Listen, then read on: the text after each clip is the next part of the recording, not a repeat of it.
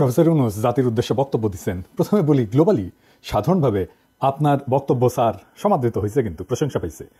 তো স্যার 2 সপ্তাহ পার হওয়ার আগেই জাতির উদ্দেশ্যে আরেকবার ভাষণ দিলেন, দ্বিতীয় ভাষণ। খুব গুরুত্বপূর্ণ বিষয় থাকলে ভাষণ দিতেই পারেন। দেখা যাক আপনি কি কি বিষয়ে কথা বললেন। জুলাই আগস্ট বিপ্লব নিয়ে শুরু করলেন, বললেন বন্যা নিয়ে, আনসারদের অবরোধ, পরোক্ষভাবে গার্মেন্টস, গণভবনকে জাদুঘর বানানো, 6টা বিশেষ কমিশন, আর কারে ভোট দেওয়া যাবে না, এই নিয়ে আপনার ব্যক্তিগত মতামতকে রাষ্ট্রের নামে চালাইলেন। কিন্তু পাইলাম না কয়েকটা গুরুত্বপূর্ণ বিষয়ের আলাপ, যেমন আন্দোলনের শহীদদের তালিকার কমিশন পাইলাম না চিকিৎসাধীনদের চিকিৎসার জন্য সুস্পষ্ট পদক্ষেপ, আন্দোলনের দৃষ্টিশক্তি হারানোদের সর্বোচ্চ চিকিৎসার পদক্ষেপ পাইলাম না, নিহতদের পরিবারের সহায়তা আর পঙ্গুত্ব বরণকারীদের জন্য পুনর্বাসনের কমিশন পাইলাম না, গত 17 বছরে স্বৈর শাসনের সকল বিষয়ে তদন্ত আর শ্বেতপত্রের কমিশন পাইলাম না, পাচার হওয়া অর্থ উদ্ধারের কমিশন পাইলাম না, প্রশাসন বিদেশি মিশন থেকে আওয়ামী প্রেতাত্মাদের অপসারণ কাজের অগ্রগতির খবর। তবে কিছু কিছু বিষয়ে আপনার অর্জন আর প্রচেষ্টার প্রশংসা করতে দ্বিধা নাই। সংযুক্ত আরব আমিরাতে স্বৈরাচার বিরোধী আন্দোলনে অংশগ্রহণ করিয়া কারাবরণকারী বাংলাদেশিদের মুক্ত করার জন্য আপনাকে ধন্যবাদ জানাতেই হবে। চায়না রাশিয়ার সাথে আমাদের ঋণের সুদহার কমানো আর পরিশোধের সময় বাড়ানোর আলোচনার একটা ভালো পদক্ষেপ। তেমনি জাইকা, বিশ্বব্যাংক এগুলো থেকে জরুরি ঋণ সহায়তার উদ্যোগ নেওয়াটা ভালো পদক্ষেপ। পাশাপাশি হাসিনা যে শেষ সময় 60,000 কোটি টাকা ছাপায় মুদ্রাস্ফীতি কইরা জিনিসপত্রের দাম বাড়াইছে, সেটা আরো পরিষ্কার করে বলতে পারতেন, তো ছোট কইরা না আর কি। আপনি প্রাণ খুইলা সমালোচনা করতে বললেন বলেই বলতেছি। তবে আমরা বললাম আর আপনি শুনলেন কি শুনলেন না, এটা যদি ভিতরের মতলব হয় তাহলে কিন্তু বিষয়টা ভালো হইলো না। আমরা তো কিছু অ্যাকশন দেখতে চাই, তাই না? নাহলে কি আর করা, একটা ব্যবস্থা তো হবেই। তো কি করেন? আজ আমি শুধু ধরবো সংস্কারের জন্য করা 6টা কমিশন নিয়ে, বাকি বিষয়গুলো পরের এপিসোডে আলাপ করবো। যেহেতু বাংলাদেশ রাষ্ট্রের কাঠামোগুলো এখনো গণস্বার্থ বিরোধী পক্ষগুলোর প্রভাবী প্রবল, সেহেতু আমি শুরু থেকে 3টা সতর্কবাণী উচ্চারণ করে রাখতেছি। কি কি? 1 নাম্বার, এই কমিশনগুলোকে তাদের উপর অর্পিত দায়িত্ব এবং কর্মগুলোকে অবশ্যই নির্ধারিত 3 মাসের মধ্যে সম্পন্ন করতে হবে। কোনো অজুহাত বা বিবেচনাতে 3 মাসের মেয়াদ বাড়ানো যাবে না। যারা পারবেন না, সংশ্লিষ্ট সেই কমিশন বা কমিশনগুলোকে অযোগ্য ঘোষণা করতে হবে। 2 নাম্বার, সংস্কার ভাবনার রূপরেখাও এরপরে 1 মাসের মধ্যে চূড়ান্ত করতে হবে। তাইলে আমরা ধরে নিতে পারি 2025 সালের জানুয়ারি মাসের মধ্যে এই সমস্ত কর্মকাণ্ড সম্পন্ন করে বাংলাদেশ তার পরবর্তী ধাপে পা রাখবে। 3 নাম্বার, 2014 সালের পর থেকে বাংলাদেশে জনপ্রতিনিধি নির্বাচন, সরকার গঠন, স্থানীয় সরকারের শাসক বাছাই, ব্যবসা বাণিজ্য এমনকি শিল্প মালিকদের সংস্থা এবং শ্রমিক কর্মচারীদের প্রতিনিধি নির্বাচন সহ ধর্মীয়, সামাজিক এবং সাংস্কৃতিক সংস্থার প্রতিনিধি নির্বাচনের লক্ষ্যে কোথাও কোনো একটা অবাধ, সুষ্ঠু, নিরপেক্ষ ভোটাভুটি হয় নাই। সেহেতু যত দ্রুত সম্ভব এদেশের মানুষকে নির্বাচন অর্থাৎ ভোটাভুটির যে আস্বাদ, এটা গ্রহণের অবারিত সুযোগ করে দিতে হবে। কিভাবে? সেই লক্ষ্যে নভেম্বর মাস থেকে সারা দেশে কলেজ, বিশ্ববিদ্যালয়গুলোর ছাত্র সংসদ নির্বাচন আয়োজন এবং অনুষ্ঠানের মাধ্যমে ভোটাভুটির চর্চাকে কেন্দ্র কইরা মহানন্দের রাজনীতি এবং সাংস্কৃতিক উৎসবে ভোটাধিকার বঞ্চিত সকল তরুণ তরুণী, যুবক যুবতীদের টাইনে আনতে হবে। আমাদের ভুলে গেলে চলবে না, দেশের জনসংখ্যার প্রায় অর্ধেক 32 থেকে 33 বছর বয়স পর্যন্ত যাদের বয়স, তারা এখনো একবারও অবাধে, সুষ্ঠু এবং নিরপেক্ষ পরিবেশে অনুষ্ঠিত কোনো নির্বাচনে ভোট দেওয়ার সুযোগ পায় নাই। সব সাধুকে সাবধান করে আমরা বলতে চাই, বাংলাদেশে জুলাই আগস্ট বিপ্লবের মাধ্যমে যে গণজাগরণ সৃষ্টি হয়েছে তাকে তুচ্ছ ভাবার স্পর্ধা দেখাবেন না।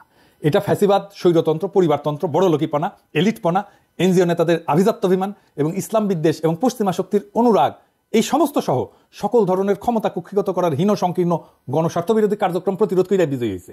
ফলে পরিবার, সমাজ, রাষ্ট্রব্যাপী যে গণচেতনা এবং জন আকাঙ্ক্ষা, গণপ্রতিরোধ প্রক্রিয়া সৃষ্টি হয়েছে তা পরাভবহীন, অকুতভয় এবং অজেয়। রাজনীতি, সরকার এবং রাষ্ট্র সংস্কারের প্রায়োগিক ক্ষেত্র অর্থাৎ বাস্তবে যে কাজ হবে, এবার সেই আলোচনায় চলে আসা যাক। ডক্টর মোহাম্মদ ইউনূস গতকাল বুধবার এমন লক্ষ্য অর্জনের জন্য 6টা কমিশন গঠন করার সিদ্ধান্ত নিয়েছেন। এর মধ্যে নির্বাচন ব্যবস্থা সংস্কার কমিশনের প্রধান হিসেবে দায়িত্ব পালন করবেন সুশাসনের জন্য নাগরিকের সম্পাদক বদিউল আলম মজুমদার। দুর্নীতি দমন কমিশনের সংস্কারের প্রধান হিসেবে দায়িত্ব পালন করবেন টিআইবি নির্বাহী পরিচালক ইফতেখারুজ্জামান। ওনারা একবার ধরছিলাম, ওনার সম্পর্কে এখন আর কিছু না বলি। সংবিধান সংস্কার কমিশনের প্রধান হিসেবে দায়িত্ব পালন করবেন বিশিষ্ট আইনজীবী শাহদিন মালিক। বিচার বিভাগ সংস্কার কমিশনের প্রধান হিসেবে দায়িত্ব পালন করবেন বিচারপতি শাহ আবু নাইম মমিনুর রহমান। জনপ্রশাসন সংস্কার কমিশনের প্রধান হিসেবে দায়িত্ব পালন করবেন সাবেক তত্ত্বাবধায়ক সরকার উপদেষ্টা অবসরপ্রাপ্ত আমলা আব্দুল মঈদ চৌধুরী। পুলিশ প্রশাসন সংস্কার কমিশনের প্রধান হিসেবে দায়িত্ব পালন করবেন আরেক অবসরপ্রাপ্ত সচিব সফররাজ হোসেন। তো উনাদের সিলেকশন কেমন হইলো, তাই না? আসেন এটা একটু বিচার করে দেখি। জনাব বদিউল আলম মজুমদার, জনাব ইফতেখারুজ্জামান এবং শাহদিন মালিক, এই 3জন মূলত এনজিওজীবী মানুষ। এরা শিক্ষকতাও করছেন এবং মাঝে মধ্যে এখনো তা করেন। এদের সততা নিয়ে কোনো প্রশ্ন নাই, আমার নাই। যোগ্যতা নিয়ে আমার কোনো প্রশ্ন নাই, এবং কারোই কোনো প্রশ্ন নাই এদের পশ্চিম অনুরাগ নিয়ে, কোনো সন্দেহ নাই। তাহলে এরা সৎ, এরা যোগ্য, কিন্তু এরা পশ্চিম অনুরাগী এবং এরা এনজিওজীবী, ঠিক তো? আচ্ছা, অবসরপ্রাপ্ত আমলা আব্দুল মহিদ চৌধুরী সরকারি কর্মজীবন শেষ করার পর ব্র্যাকের নির্বাহী পরিচালক পদে চাকরি করার মধ্যে দিয়ে এনজিওর জীবিকা নির্বাহ করতেছেন। উনি আরেকজন এনজিও জীবী, বুঝছেন? এনজিওগ্রাম সরকারের কমিশনেও এনজিওগ্রামী। এখনো তিনি বহুবিধ এনজিও পরিচালনার সাথে যুক্ত আছেন। এ ভদ্রলোকের সততা নিয়ে আমার কোনো প্রশ্ন নাই, যোগ্যতা এটা নিয়ে আমার কোনো প্রশ্ন নাই, পশ্চিমা অনুরাগ নিয়েও আর আমার কোনো প্রশ্ন নাই, এবং ধর্মপরায়ণতা নিয়েও আমার কোনো সন্দেহ নাই। বিচারপতি শাহ আবু নাঈম মমিনুর রহমান, ওনারা চেনেন কিনা জানি না, সমসাময়িক বিচারপতিদের মধ্যে নিয়ে এক বিরল চরিত্র, আত্মসম্মান মর্যাদা সম্পন্ন একজন সৎ, দক্ষ, যোগ্য, ধর্মপরায়ণ এবং সাহসী মানুষ।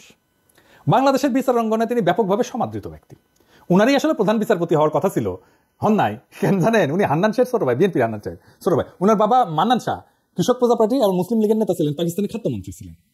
অবসরপ্রাপ্ত সচিব সফররাজ হোসেন একজন সৎ মানুষ, কোনো সন্দেহ নাই, দক্ষ মানুষ, সন্দেহ নাই, এবং ভীরু মানুষ, মাঝারি মানের আমলা আর কি। কোন ধরনের সামাজিক এবং স্বেচ্ছাসেবামূলক কাজে জড়িত আছেন বলে আমি জানি না, আমার ভুল হইলে আপনারা শুধরাই দেবেন।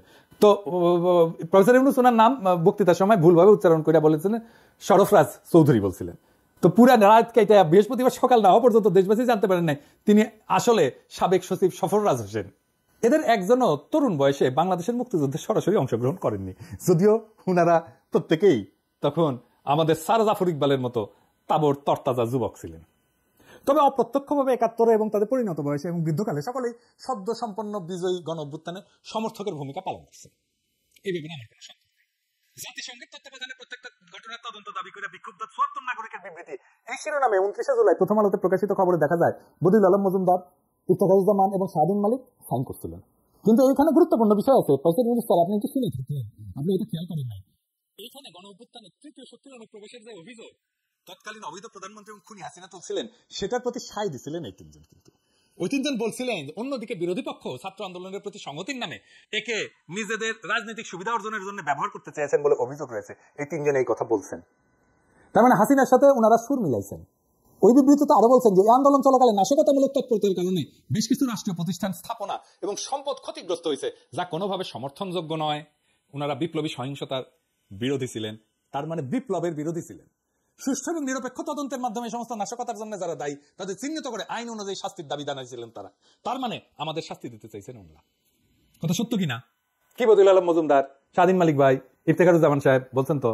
তার মানে আপনারা আমাদের শাস্তি চাইছেন এবং বিপ্লবোত্তর কালে আপনারাই আমাদের কমিশন কইরা আমাদের সংস্কার করবেন, ফাজলামো করেন আমাদের সাথে। আপনারাই বলেন এই সমস্ত সম্মানিত ব্যক্তিদের সম্পর্কে আর কি বলবো।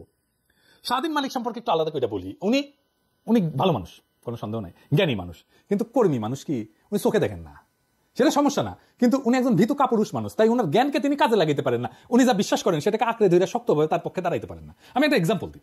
উনি প্রথম শাহবাগ নিয়ে ক্রিটিক করছিলেন যে আদালতের রায়কে রাজপথে এইভাবে চ্যালেঞ্জ করা যায় না, কিন্তু তারপরে শাহবাগীদের ঠাপ খেয়া ওই শাহবাগে এসে উনি আবার সংহতি জানাই গেছেন। তো উনারা দাবরানি দিলে উনি তো ভেঙে পড়বেন, তো উনারের রেখা লাভ কি? আরো গুরুত্বপূর্ণ এবং এটা সব জটিল ব্যাপার যে শাহদিন মালিক মুজিবের তৈরি ৭২ সংবিধানকে মুক্তির দলিল মনে করে।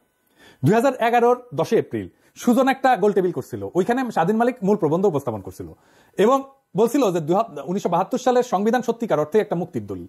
এরপর প্রায় গত ৪০ বছরের সংবিধান সংশোধনের যে ইতিহাস, সেটা এক কথায় মুক্তির সেই স্বপ্ন এবং আদর্শের বিচ্যুতির ইতিহাস। তার মানে সংবিধান সংস্কার বলতে উনি বুঝেন যে ৭২-এর সংবিধানে ফেরত যাওয়া। উনি বলেন যে বৈষম্যহীন সংবিধান করতে যা যা দরকার তা এই সংবিধানেই আছে। ফলে উনার হাতে মুজিবের সংবিধান বাতিল কইরা এবং গণ অভ্যুত্থানের নতুন সংবিধান প্রণয়নের কোন সম্ভাবনা আছে? আপনারা নিজেরাই বলেন তো। তবে নির্বাচন ব্যবস্থা সংস্কার কমিশন এবং দুর্নীতি দমন সংস্কার কমিশনের সিংহভাগ কাজই ১১ সরকারের আমলে সম্পন্ন করা হয়েছিল এবং এই নীতিমালা এবং আইন সংস্কারের কাজ তখন অনেকগুলোই গুছাই রাখা হয়েছিল। এই দুইটা পৃথক কাজের সাথে ওই সময় জনাব বদিউল আলম মজুমদার এবং জনাব ইফতেখারুজ্জামান ঘনিষ্ঠভাবে জড়িত ছিলেন। ১১ সরকার তো কিছু ভালো কাজ করছিল, সেটা ভালো কাজ করছিল। এই দুই ব্যক্তি তখন উত্তম ভূমিকা পালন করছিলেন। তাদের এই বিশাল অবদানকে আমি তুচ্ছ-তাচ্ছিল্য করবো না, এটা করলে ভুল হবে। পরবর্তীকালে ২০০৯ সালে বাংলাদেশের ইতিহাসে সেরা দুর্নীতিবাজ এবং গণতন্ত্র ভোটাধিকার হরণকারী শাসক পলাতক শেখ হাসিনা এই আইন দুইটাকে নানাভাবে সংশোধনের মাধ্যমে একে বিকৃত, ক্ষতিগ্রস্ত এবং দুর্বল করে ফেলছিল। তবে কোথায় কতটুকু অঘটন সে ঘটাইছে তা মনোনীত এই দুই কমিশনের বিজ্ঞ চেয়ারম্যানদের প্রথম পাঠে বুঝতে পারবেন। ফলে এই দুইটা ক্ষেত্রে সবকিছু দ্রুত সংশোধন কইরা ভালোভাবে সংস্কার প্রস্তাব উত্থাপন করতে তাদের খুব বেশি সময় লাগবে না, ২ মাসও লাগবে না। যদি না তারা ওনাদের যে জীবিকা, এনজিও জীবিকা, এটার মৌলসূত্র অনুসরণ করে এই কাজে বিদেশি সংস্থা অনুদান নিয়ে এটা ব্যাপক ভিত্তিক বিশ্বমানের একটা সংস্কার দলিলে পরিণত করে লোক থেকে মহাপ্রকল্প ব্যবসায় জোড়ায় যায়, তাহলে অন্য কথা আর কি। আজ আরেকটা গুরুত্বপূর্ণ বিষয় আছে সংবিধান প্রসঙ্গে। গণঅভ্যুত্থানের নেতৃত্ব প্রদানকারী শিক্ষার্থীদের অভিপ্রায় অনুযায়ী সম্প্রতি একটা নাগরিক কমিটি গঠিত হয়েছে, আমরা সবাই জানি। এটা কর্মসূচি দিছে। 8 নম্বর কর্মসূচিতে বলা হয়েছে যে গণপরিষদ গঠন করে গণভোটের মাধ্যমে নতুন গণতান্ত্রিক সংবিধান তৈরির জন্য গণ আলোচনার আয়োজন করা হবে, তাই না? বলছে না?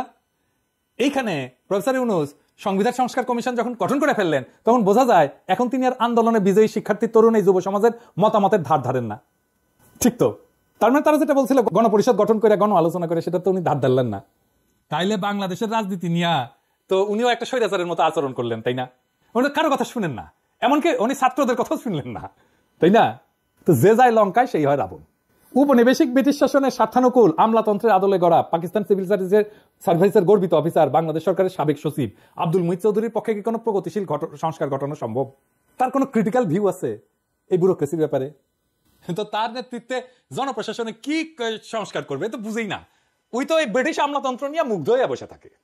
প্রশাসন ক্যাডারের অফিসার অবসরপ্রাপ্ত সচিব সফররাজ হোসেন পুলিশ প্রশাসনের সংস্কার কমিশনের প্রধান হিসেবে সফলভাবে কাজ করতে পারবেন।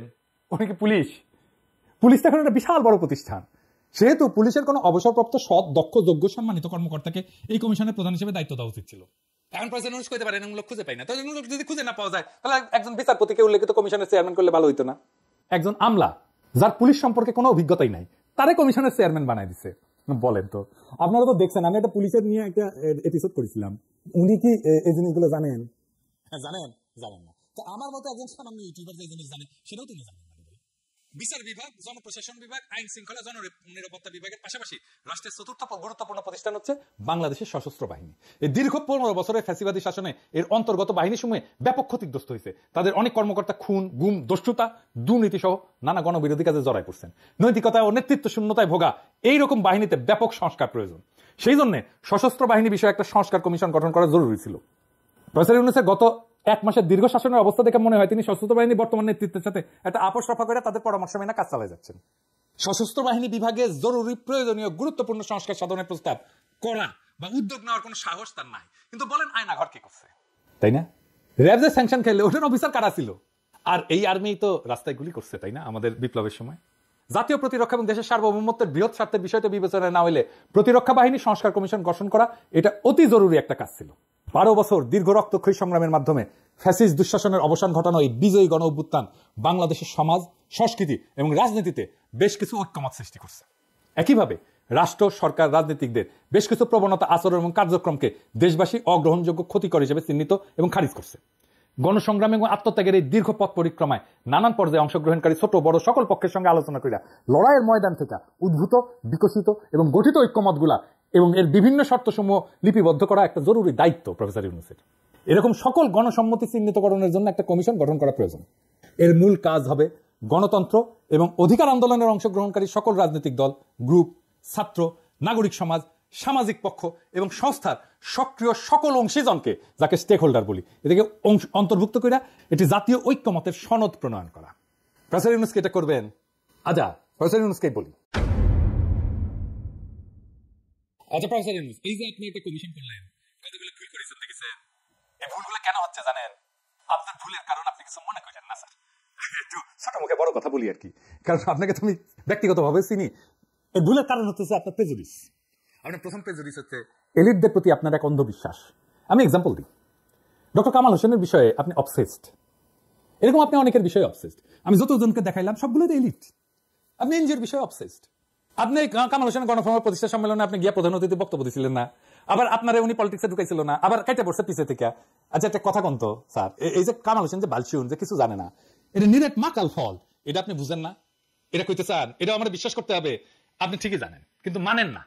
ওনার সাথে 10 মিনিট কথা বললে একজন আক্কেলওয়ালা মানুষ বুঝে যাবে উনি কি মাল। এই যে ফ্যাসিবাদ তৈরি হলো, এটাতে উনার দায় আছে না? একটা সংবিধান লিখেছে নানা জায়গা থেকে টুকলিফাই করিয়া, সেটা অসংখ্য জায়গায় সব বিরোধিতায় ভর্তি। এই আপনি সংবিধান পড়ছেন স্যার, আপনি পড়িয়া দেখেন তো ওইটার মধ্যে কতগুলো জায়গায় সব বিরোধিতা আছে। এটা কে লিখছে? উনি লিখছেন তো। আপনি কেন জিগান না? উনি এত গুরুত্ব দেন কেন? যে সংবিধান থেকে জন্ম নিচ্ছে ফ্যাসিবাদ, তাও আপনি বুড়া মাথা মোটা এলিটদের সার ছাড়তে পারেন না। ধরেন আপনি এই যে কমিশনগুলো গঠনের আগে যদি কয়েকজনের সাথে আলাপ টালাপ করে নিতেন, মানে আপনি অপদার্থ উপদেষ্টা সাথে না, যারা মুজিবের ছবি লাগায় বন্দনা করে তারা না, এই আন্দোলনের যারা স্টেক হোল্ডার তাদের সাথে যদি আপনি আলোচনা করতেন, আপনি পরিকল্পনাটা সুন্দর হইতো না? আপনার তো নিজের আলাপের দরকার নাই, আপনি বইলা দিলেই তো আলাপ করে ফেলে। ধরেন আপনি তো আমারও রিস্ক করতে পারতেন, কারে দিয়ে রিস্ক করতেন সেটা তো আপনি জানেন। আর আমি লিখে দিতাম আপনার প্রপোজাল, নাম ধাম রেশনাল দিয়া, যুক্তি তর্ক দিয়া যে কেন উনাকে করতে হবে। আপনি না নেন আমার প্রস্তাব, কিন্তু একটা আপনি অল্টারনেট ভিউ পাইতেন তো আমার কাছ থেকে, পাইতেন না? হ্যাঁ, তো আপনি করলেন না কেন? আপনার তো সময় যাইতো না, কারণ আপনি মানুষ বলেই মনে করেন না আমাদেরকে। আসলে আমরা তো এলিট না, তাই না? বুকে বসে কথা বলি তো, সেজন্য আমাদের পাতা দেন না। তা আপনার উপদেশটা তো আপনার ভালো পরামর্শ দিতে পারতেছে না, আমাদের সাথে তো আলোচনা করতে আপনার ভালো লাগবে না, আমরা তো এলিট না। তা আমরা তো সাহায্য করতে চাই, সাহায্য নেন না কেন? আমি সিরিয়াসলি জানতে চাই আপনি নেন না কেন? আপনার বক্তৃতার খুঁটিনাটি নিয়ে আমি আর একটা এপিসোড করবো, কিন্তু আপনার দোহাই লাগে আপনার কাজের পদ্ধতি পাল্টান।